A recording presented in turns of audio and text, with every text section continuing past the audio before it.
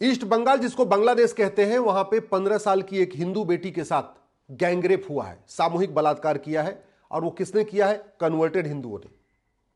ये जो सामूहिक बलात्कार किया है, गैंगरेप किया है, इसको तहर्रुस कहते हैं।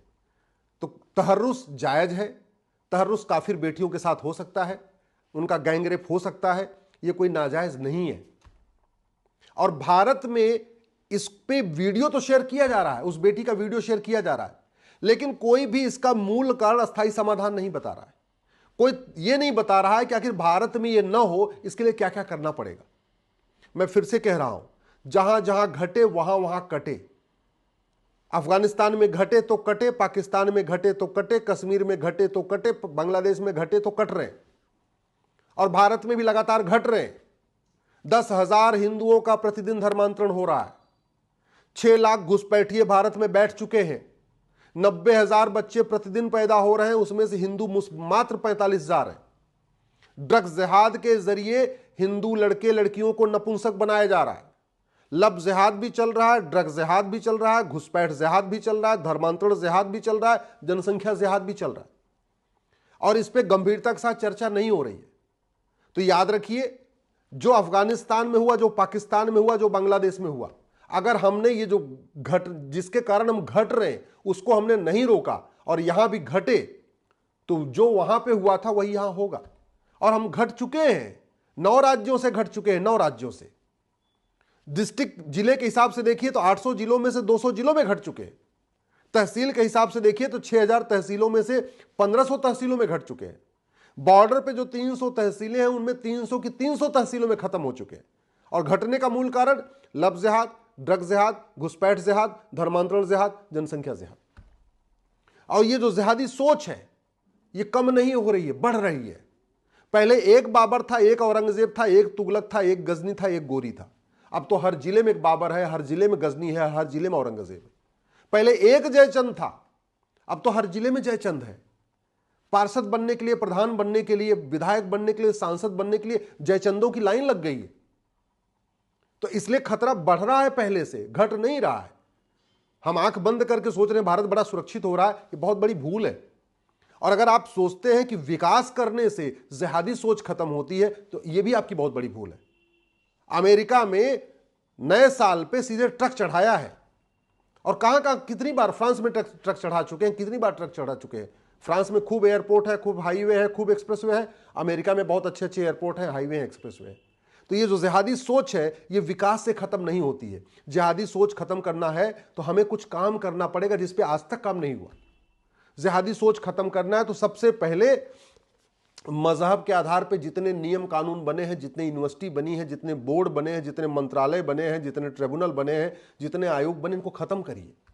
हो चुका है विभाजन मजहब के आधार पे, अब वो गलती मत करिए। मजहब के आधार पे कुछ भी, न मजहब के आधार पे लोन, न मजहब के आधार पे कोई वजीफा, न मजहब के आधार पे स्कूल, न मजहब के आधार पे यूनिवर्सिटी, कुछ भी नहीं होना चाहिए। दूसरा, अल्पसंख्यक बहुसंख्यक का खेल खत्म करिए। ये कांग्रेस का बोया हुआ बीज है। 1992 में माइनॉरिटी कमीशन एक्ट बनाया, और 2004 में माइनॉरिटी एजुकेशन एक्ट बनाया, और 2006 में माइनॉरिटी अफेयर मिनिस्ट्री बना दिया। कांग्रेस को कोसने से देश का फायदा नहीं होगा, भारत का भला नहीं होगा। भारत का भला होगा कांग्रेस के द्वारा बनाए गए नियम कानूनों को खत्म करने से। भारत का भला तब होगा जब 1991 का प्लेस ऑफ वर्शिप एक्ट खत्म होगा, 1992 का माइनॉरिटी कमीशन एक्ट खत्म होगा, 1995 का वक्फ एक्ट खत्म होगा, 2004 का माइनॉरिटी एजुकेशन एक्ट खत्म होगा, 2010 का FCRA खत्म होगा, तब देश का भला होगा। अगर हमें भारत को सुरक्षित बनाना है, जो बांग्लादेश में हो रहा है वो भारत में, अगर हम चाहते हैं कि वो भारत में ना हो, तो हमें हेट स्पीच को डिफाइन करना पड़ेगा। हेट स्पीच को डिफाइन करना पड़ेगा, एक चैप्टर भारतीय न्याय संहिता में हेट स्पीच डालना पड़ेगा, और जितनी भी रिलीजियस किताबें हैं, जितनी मजहबी किताबें हैं, सबके लिए एक समीक्षा करनी पड़ेगी, सबकी एकदम एक रिव्यू करना पड़ेगा। अगर कोई किताब हेट स्पीच फैला रही हो उसके खिलाफ कार्रवाई करना पड़ेगा, तब भारत सुरक्षित होगा। अच्छी अच्छी बातें करने से भारत सुरक्षित नहीं होगा। बहुत विकास किया था पंडित नंदराम टिक्कू ने अफगानिस्तान में, खूब तालाब बनवाए थे, खूब धर्मशालाएं बनवाई थी, खूब जो है कुएं बनवाए थे, और खदेड़ दिया। पता नहीं चला नंदराम टिक्कू जी का, प्रधानमंत्री थे अफगानिस्तान के। इसलिए हमें इस गलतफहमी से दूर हो जाना चाहिए। अगर भारत को सुरक्षित बनाना है तो हमें सबसे पहले इस भारतीय न्याय संहिता में एक ऑफेंस रिलेटिंग टू कन्वर्जन एक चैप्टर डालना चाहिए, धर्मांतरण राष्ट्र की समस्या है, इसलिए राज्यों के द्वारा अलग अलग कानून बनाने से कोई फायदा नहीं होगा। इसी भारतीय न्याय संहिता में एक चैप्टर होना चाहिए ऑफेंस रिलेटिंग टू कन्वर्जन, और इसमें साफ साफ लिखा होना चाहिए कि धर्मांतरण राष्ट्र की सुरक्षा के लिए खतरा है, एकता अखंडता के लिए खतरा है, देशद्रोह है, वेजिंग वॉर है, ऑर्गेनाइज क्राइम है, और जो आदमी धर्मांतरण कराएगा और जो आदमी धर्मांतरण कराने वाले मिशनरियों और जिहादियों की मदद करेगा, उनके खिलाफ एनएसए लगाइए, यूएपीए लगाइए, वेजिंग वॉर लगाइए, देशद्रोह लगाइए, गैंगस्टर एक्ट लगाइए, उनकी प्रॉपर्टी जब्त करिए, उनकी नागरिकता खत्म करिए, उनको आजीवन कारावास फांसी दीजिए, तब धर्मांतरण रुकेगा। प्रतिदिन 10,000 हिंदुओं का धर्मांतरण हो रहा है। अगर भारत को सुरक्षित बनाना है तो इसी में एक चैप्टर जोड़ना पड़ेगा, offence relating to infiltration. 6 lakh घुसपैठिए आ चुके हैं और ये जा नहीं रहे और आना भी बंद नहीं हुआ है। घुसपैठ का मूल कारण ही घटिया कानून है। घुसपैठियों को भगाना है तो एनआरसी की जरूरत नहीं है, केवल एक चैप्टर इसी बीएनएस में जोड़ दीजिए, ऑफेंस रिलेटिंग टू इनफिल्ट्रेशन। और सभी राज्य सरकारों से कहिए, सारे डीजीपीज को कहिए कि जो घुसपैठिए हैं और जो उनके मददगार हैं, जो घुसपैठियों का आधार बनवाते हैं, जो घुसपैठियों का राशन कार्ड बनाते हैं, जो घुसपैठियों को ड्राइविंग लाइसेंस बनाते हैं, जो घुसपैठियों का बर्थ सर्टिफिकेट बनाते हैं, जो घुसपैठियों को वोटर आईडी बनाते हैं, जो कुछ करते हैं घुसपैठियों को मदद करते हैं, जो घुसपैठियों को बंगाल के बॉर्डर से या असम के बॉर्डर से एक बस में बैठा के लाते हैं, या जो घुसपैठियों को वहां अंदर कराने में मदद करते हैं, उन सब के खिलाफ एनएसए लगाइए, यूएपीए लगाइए, वेजिंग वॉर लगाइए, देशद्रोह लगाइए, गैंगस्टर लगाइए। घुसपैठियों और उनके मददगारों की 100% संपत्ति जब्त करिए, नागरिकता खत्म करिए, आजीवन कारावास दीजिए। मैं गारंटी के साथ कहता हूं 3 महीने के अंदर 80% घुसपैठी अपने आप भाग जाएंगे, एनआरसी करना ही नहीं पड़ेगा। 80% भाग जाएंगे, जो थोड़े बहुत बचे रहेंगे उनको पुलिस ढूंढ लेगी। तो भारत को बचाना है तो एक chapter offence relating to conversion, एक chapter offence relating to religion, एक चैप्टर इसमें हेट स्पीच का जोड़िए, एक इसमें जोड़िए झूठ को गंभीर अपराध घोषित करिए। ये जो घुसपैठिए बच जाते हैं कोर्ट में, या धर्मांतरण कराने वाले मिशनरी और जिहादी बच जाते हैं क्योंकि वो पैसा देके झूठे गवाह खड़ा कर लेते हैं, और झूठी गवाही देना अपराध नहीं है। तो झूठी जांच को गंभीर अपराध घोषित करिए, चीटिंग, फ्रॉड, फोर्जरी को गंभीर अपराध घोषित करिए, झूठी गवाही को गंभीर अपराध घोषित करिए, झूठे एफिडेविट को गंभीर अपराध घोषित करिए, झूठा आधार बनाना, फर्जी राशन कार्ड बनाना, फर्जी ड्राइविंग लाइसेंस बनवाना, फर्जी वोटर आईडी बनवाना, फर्जी बर्थ सर्टिफिकेट बनाना, ये फर्जी डॉक्यूमेंट बनाने और फर्जी डॉक्यूमेंट बनवाने को गंभीर अपराध घोषित करिए। तो एक चैप्टर इसमें अलग से ये भी जोड़ना पड़ेगा। इसके अलावा नार्को पॉलीग्राफ ब्रेन मैपिंग कानून बनाना पड़ेगा। ये जो अपना भारतीय साक्ष्य संहिता है, इसमें नार्को पॉलीग्राफ ब्रेन मैपिंग का प्रोविजन रखना पड़ेगा। तब खौफ पैदा होगा, तब ये घुसपैठिए भागेंगे, तब धर्मांतरण रुकेगा। और सबसे इंपॉर्टेंट जो भारत का संविधान कहता है, हम दो हमारे दो सबके दो। भारत का संविधान कहता है यूनिफॉर्म सिविल कोड भी होना चाहिए, जनसंख्या नियंत्रण कानून भी होना चाहिए। दुर्भाग्यवश उस पर चर्चा ही नहीं हो रही है, उस पर कभी गंभीरता के साथ चर्चा नहीं हो रही है कि क्यों नहीं होना चाहिए। अब कुछ लोगों को लगता है कि नहीं, हम दो हमारे दो कानून बन जाएगा तो हिंदू तो मान लेंगे, लेकिन कन्वर्टेड हिंदू नहीं मानेंगे। मैं कहता हूं 100% मानेंगे। आप आर्टिकल 11 का यूज करिए। आर्टिकल 11 में लिखा हुआ है नागरिकता देने और नागरिकता लेने के लिए कानून बनाना है।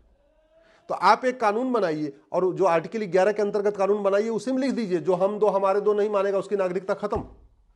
नागरिकता खत्म यानी चुनाव लड़ने का अधिकार खत्म। नागरिकता खत्म यानी बिजली पानी का कनेक्शन कट हो गया। नागरिकता खत्म, वो भारत में रहेगा तो शरणार्थी बन के रहेगा, उसके सारे फंडामेंटल राइट खत्म हो जाएंगे।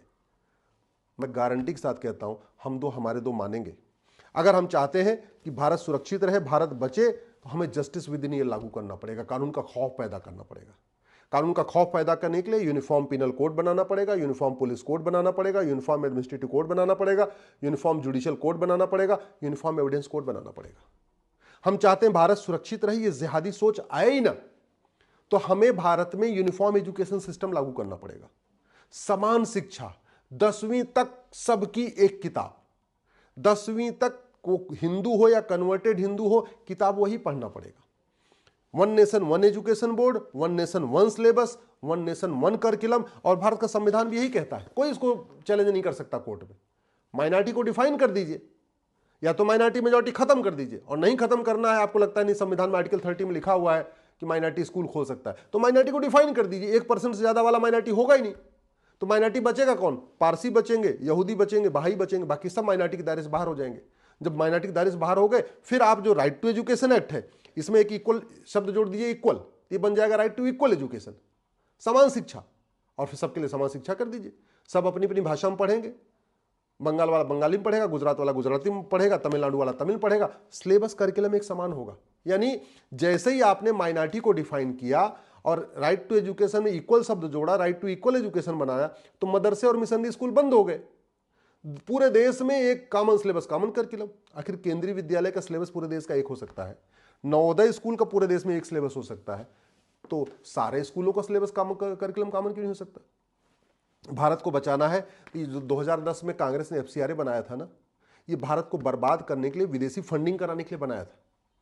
इसलिए मैं कहता हूं कांग्रेस को कोसने से कुछ नहीं होगा, कांग्रेस के द्वारा बनाए गए नियम कानूनों को खत्म करना होगा। एफसीआरए खत्म करिए, एक कठोर चंदा नियंत्रण कानून बनाइए। जब तक इनको चंदा आएगा तब तक ये इनके पक्ष में कोई लेख लिखेगा, कोई कुछ करेगा, कोई कुछ करेगा, तब तक नेताओं, अभिनेताओं, लेखकों, बुद्धिजीवियों, पत्रकारों, कलमकारों को विदेशों से फंडिंग आती रहेगी जब तक एफसीआरए कानून चल रहा है। इसको ठीक करिए। ये जो 1946 का कानून है, इसके कारण घुसपैठिए भाग नहीं रहे, इस कानून को खत्म करना पड़ेगा।